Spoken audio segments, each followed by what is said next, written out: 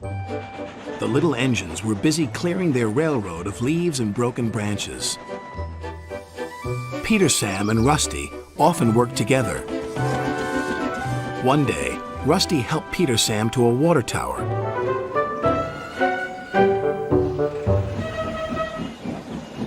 Peter Sam felt much better after his long drink, but the freight cars were bored. Let's break away. Their loads were heavy and the couplings old. One snapped.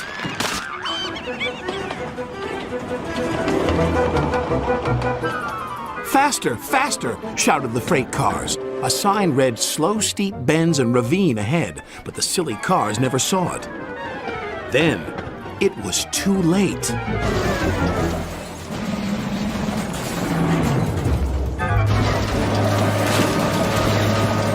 Peter Sam arrived at the scene of the disaster. His driver sighed.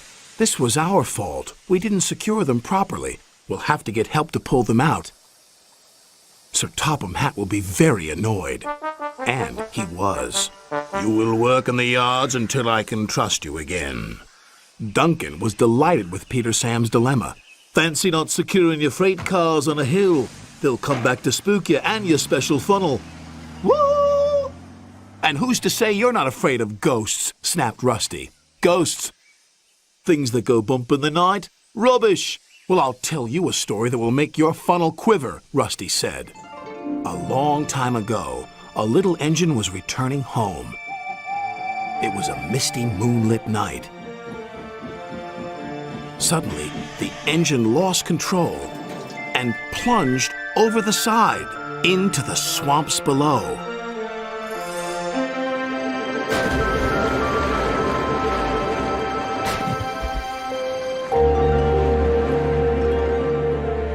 He was never found again. But many a workman will tell you that when the moon is full, they have seen the little engine trying to get home. But he never reaches the other side.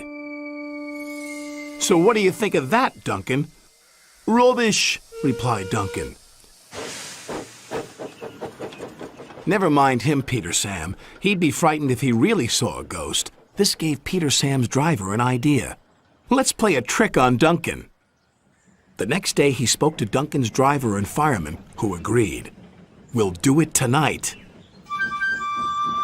Duncan had to take coal cars to the slate mines and then bring cars back. Duncan's driver decided as part of the plan to cross the old iron bridge. Haunted bridge. Rubbish, snorted Duncan. It's as tame as a pet rabbit. But all the same, he kept thinking about Rusty's story. When dusk fell, he was keen to leave. If we don't go now, Scarloey will take my favorite place in the sheds. We have to collect our cars first, his driver replied. He could see their plan was working because Duncan was nervous. When night fell, they set off. The mists were rising around the old iron bridge. Duncan whistled, and the sound echoed everywhere.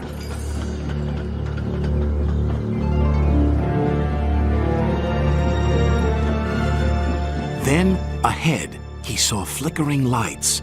His driver knew they were only insects that shine brightly at night, but to Duncan they looked like an engine. Next, his driver secretly threw a rock from the cab into the ravine below. It's the ghost! Take me back!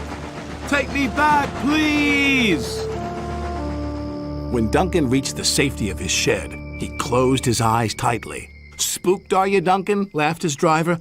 No, I'm asleep. And Duncan refused to open his eyes.